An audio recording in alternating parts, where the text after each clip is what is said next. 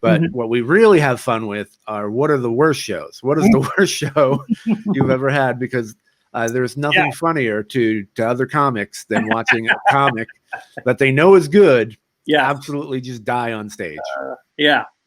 I've got so many of us. It's funny. Denise was with me, my wife Denise. She was with me, and we were in San Francisco. This is probably 5 years ago now, and I was doing some radio, and it was one of those places. You ever been in a radio place where they've got like 4 stations? Like as a kid, I always remember like WKRP. You thought it was in a building. It was one. But there's always like some center, and it's actually like 6 or 7 radio stations all sharing the same area. So I was having fun on one show, and then like a couple other shows were like, hey, would you come on my show next? Would you come on? So I eventually ended up on some sports show. And it was like the 3rd one I was on that morning. And Denise was in the studio with me, just standing in the background. And the guy goes, hey, tell me about your worst show, like ever. And I was like, okay. And I'm thinking, he goes, oh, are you one of those guys that you never have a bad show? You're going to complain you never die? And like Denise and I looked at each other and just started busting out laughing because she knew that what I was thinking about was like, no, there's so many. I don't know which one to tell you about. Like, which is the worst. So her and I had the conversation like on the drive back from San Francisco. And I think this still holds up as my worst. I was hired to do stand-up comedy. Actually, I did this twice, but they're both bad. But at a minor league baseball game. Oh no! Yes, and, it was out in Riverside, which isn't a fancy area in the first place. And they have I think it was called the Quakes, are the name of their team, and the Improv was partnering with them. So the manager of the Improv said, hey, Steve, you're a clean comedian. Would you come and do this thing? They want to do a cross-promotional thing. And the idea will be you'll do stand-up comedy in between each inning. So as the each inning switching and the players are running back out, you'll just go and you'll do it on the dugout. You'll stand on the home team's dugout and do stand-up comedy. Now, my stomach's already in my throat. I'm just dying already. It had disaster written all over it. But I was a young comic. I was stupid. I wanted the Improv jersey. They said they'd give me an Improv jersey, and I could eat free food at the ballpark. And I can't even remember if there was money involved because it was at the time where I might have just done it for the experience.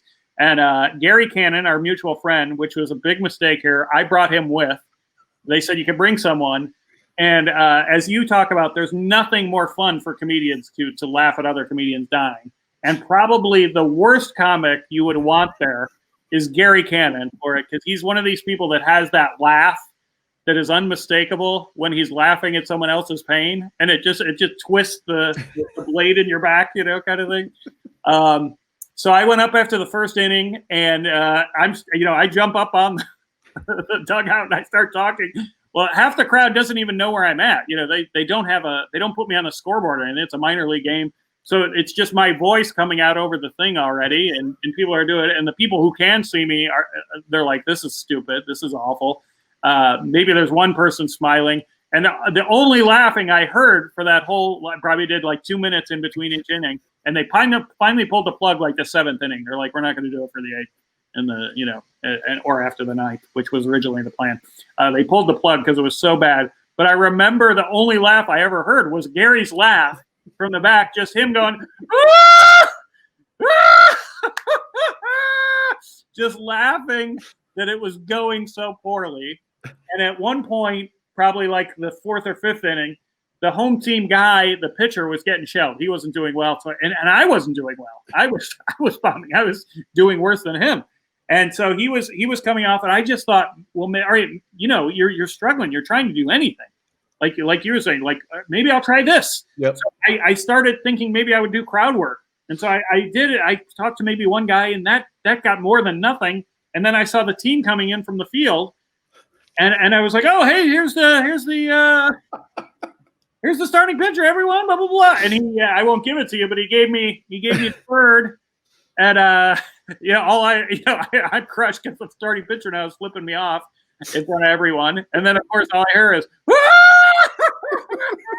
Gary's laugh in the back, and it was awful. It was a tough one. Oh, that's so painful. Yeah, so that I think, and again, there's a plethora to choose from, but I think that would be the one to hold up as the worst.